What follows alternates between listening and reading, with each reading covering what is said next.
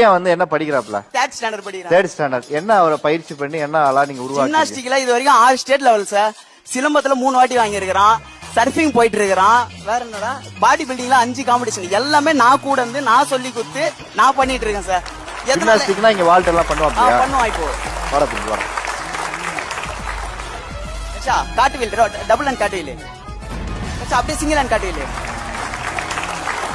Sir கிட்ட போய் ஸ்லானிங் flip வச்சு ரோஸ் குத்த மாதிரி போஸ் குறா.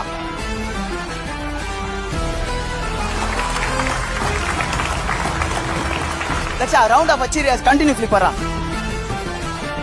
1 2 சூப்பரா.